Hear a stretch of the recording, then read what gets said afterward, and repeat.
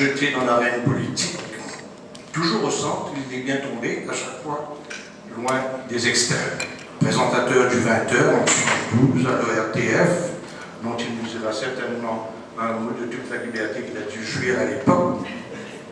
Il a été tour à tour rédacteur en chef à RTL, directeur de l'info à France 3, directeur de l'info chez Antenne 2, président de RFO et en juin 1997.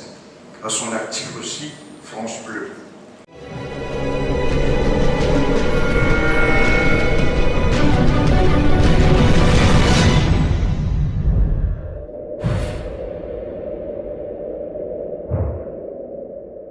On m'avait pas dit que c'était de beaux salons, on m'avait pas dit que c'était de belles personnes, avec veste, avec élégance. Donc je vous prie de m'excuser, je suis un petit peu gêné. Mais la chaleur aidant, vous allez m'aider à me sentir plus à l'aise. Je voudrais remercier les organisateurs de cette rencontre, extrêmement compliquée en réalité. Et avant que de vous parler des rapports entre le pouvoir, les pouvoirs politiques, économiques, religieux et les médias, je voudrais d'abord vous parler de la chapelle dans laquelle cette réflexion s'inscrit et qui n'a pas de sens sans cela. De quoi parlons-nous au fond? Nous parlons du bon exercice, du meilleur endroit pour vivre, c'est-à-dire la démocratie. Vous connaissez la célèbre phrase de Churchill qui disait que la démocratie, j'en suis d'accord, c'est le pire des systèmes, à l'exception de tous les autres. Et les communautés humaines qui doivent vivre ensemble, qui doivent construire ensemble, qui doivent, je dirais, trouver des systèmes égalitaires pour que telle ou telle partie d'une population ne se sente pas totalement exclue d'un système, ou bien, je dirais, persécutée, enfin toutes ces choses que la violence de la nature humaine s'est inventée, eh bien c'est la démocratie. C'est dans ce cadre-là que la discussion sur la presse et les pouvoirs a un sens, et c'est d'abord de ceci dont je voudrais vous parler. La démocratie, elle est bâtie, selon notamment Tocqueville, sur trois piliers. Bien sûr, il y a l'exécutif, les gens que nous élisons pour nous gouverner. Bien sûr, il y a le législatif, les gens que nous élisons théoriquement pour contrôler le gouvernement, et puis le judiciaire. Théoriquement, si le judiciaire est indépendant, si le législatif est autonome, deux des trois principes de la démocratie sont vivants. Je dis au passage que ça n'est pas une évidence. Je suis un peu gêné de le dire parce que si la France était un pays totalement étranger à l'île Maurice, je ne le ferais pas. Si je me trouvais au Vietnam, au Chili, et même dans la taverne de M. Trump, je ne dirais pas que, par exemple, vous avez avec la France l'exemple d'une république où la démocratie s'exerce, mais où les pouvoirs constitutifs de la démocratie ne sont pas toujours totalement en place, notamment le gouvernement, le sommet de l'exécutif, c'est-à-dire l'Élysée, dans notre Constitution, n'a pas réellement de compte à rendre au Parlement, puisque le Parlement, le gouvernement et le président, c'est l'émanation de ce vote législatif, et le vote législatif, c'est la conséquence de l'élection du président. Ils sont donc partis liés comme deux maillons d'une chaîne, et c'est une des raisons qui explique que le gouvernement français n'a pas un grand compte à rendre, du point de vue du chef de l'État en tout cas, au Parlement. Et c'est certainement, de mon point de vue, un anachronisme qui explique beaucoup les difficultés que nous sommes en train de rencontrer actuellement dans le monde moderne. Il est entendu que M. Obama, M. Bush vont devant le Congrès, que Mme Merkel va devant le Bundestag, mais il n'est pas entendu que le président de la République, celui-là ou le précédent ou les autres, viennent rendre compte au moins 2 fois par an de leur politique devant l'Assemblée qui voterait, jugerait et censurerait éventuellement les défauts de cette politique. Comme quoi, vous voyez, on peut vivre dans une démocratie sans que tous ces piliers soient garantis. Je pourrais d'ailleurs ajouter une autre précision. La justice de notre pays comporte un élément, qui s'appelle le parquet, qui n'est pas totalement indépendant du ministère de la Justice. Je dis ceci pour que vous ne nous trouviez pas parfaits et que vous pensiez que nous avons encore des progrès à faire. Ça nous mettra en bonne compagnie parce que nous avons au moins en commun un point. Nous sommes des gens politiquement virulents et que je sache, Maurice est un pays extrêmement actif du point de vue politique lui aussi. La télévision. Avant la télévision, il y avait la radio. Radio qui est un média de confidence, c'est-à-dire un média de très grande proximité. Et c'est certainement dans les médias audiovisuels celui dans lequel vous avez tous le plus confiance.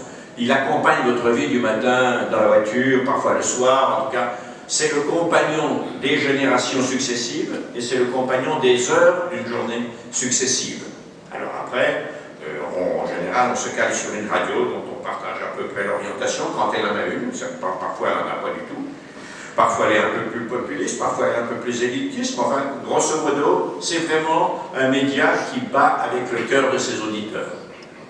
La télévision, média plus récent, puisque, petit cours d'histoire de la télévision, les premiers essais ont été faits en France en 1936 et aux États-Unis à peu près à la même époque, un tout petit peu avant, 1932-34.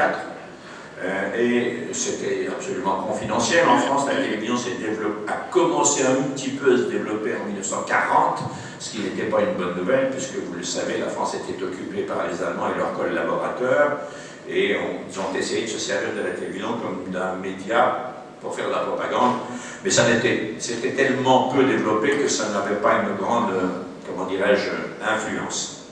La télévision s'est développée vraiment à partir des années 50 dans les pays du Nord, et notamment avec un peu de retard sur les États-Unis.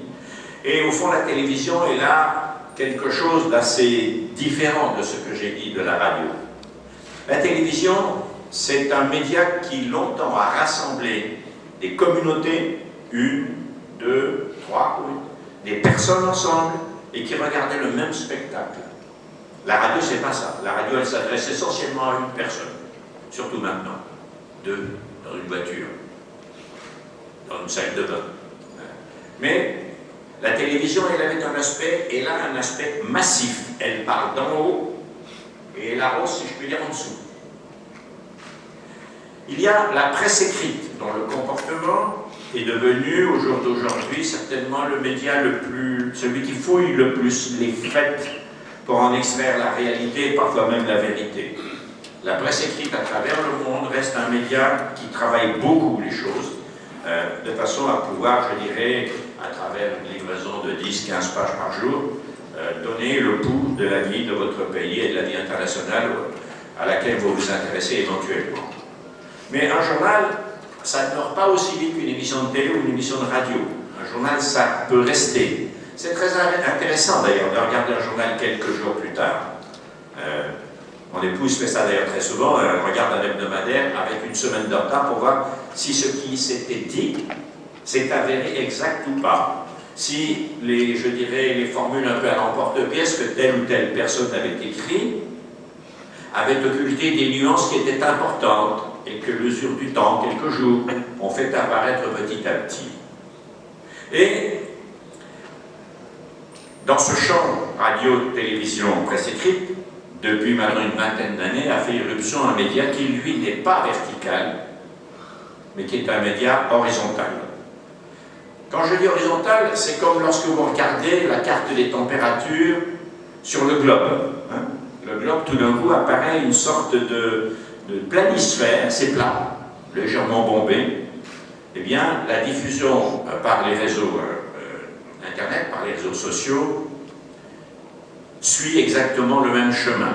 C'est quelque chose qui est, je dirais, viral et qui s'étend un petit peu partout, dans lequel on choisit d'abord, puis petit à petit, à force de choisir, un peu comme l'escargot, on laisse des traces, et ces traces-là font que vous devenez un public sélectif à qui tout d'un coup, un média d'Internet va s'adresser par priorité, parce qu'on sait que vous aimez telle ou telle chose, que vous avez l'habitude de consommer telle ou telle chose, que vous avez l'habitude de voir de goûter telle ou telle musique. Et vous devenez un public sélectif dans l'ensemble des publics, et c'est un média donc qui sépare. L'activité absolue, je vais vous faire atterrir de la planète Mars, ça n'existe pas. Bien sûr, parfois on la frôle, parfois même on l'exerce ou à peu près, mais la plupart du temps, les gens qui nourrissent la presse ne sont que des humains, Et c'est déjà bien beau qu'ils aient le sens de l'impartialité, ce qui n'est pas la même chose. C'est-à-dire qu'ils ne se satisfont pas lorsqu'ils ont à vérifier un fait d'une source, mais en cherchent plusieurs pour être sûr qu'on ne les a pas trompés avant qu'eux-mêmes ils n'impriment ou ne diffusent une information. L'objectivité absolue, c'est un principe vers lequel on doit tendre, mais en réalité, c'est quelque chose d'un petit peu, comment dirais-je, abstrait. L'impartialité, en revanche, c'est un instrument qui est plus facile à maîtriser. C'est un réflexe qui consiste à penser que rien de ce que l'on vous dit n'est réputé exact avant d'avoir vérifié à au moins 2 ou 3 points si cette exactitude est réelle et si on peut s'en servir et le propager dans l'opinion. Cette liberté, au fond, elle est un peu, comme je dirais, la plage vis-à-vis de la mer. Elle est mobile. La mer ronge la plage peut gagner du terrain sur la mer. La liberté en question, elle est d'autant plus constitutive et nécessaire que les contre-pouvoirs qui veulent la brimer volontairement ou non d'ailleurs, faire passer un message, essayer de gagner les faveurs de l'opinion, sont puissants. Plus l'adversité est puissante, plus la liberté de la presse, qui ne garantit pas l'objectivité, qui garantit un minimum d'impartialité, est nécessaire. Les démocraties où la presse n'est pas libre se repèrent tout de suite. La première des choses qui caractérise je dirais, une autocratie, à plus forte raison une dictature, c'est que la presse n'est pas libre. Les dirigeants politiques, les parlementaires. Moi, je suis parlementaire au Parlement européen depuis 2004. Je ne me sentirais pas être capable de voter une loi sans savoir exactement ce qu'en dit un lobby.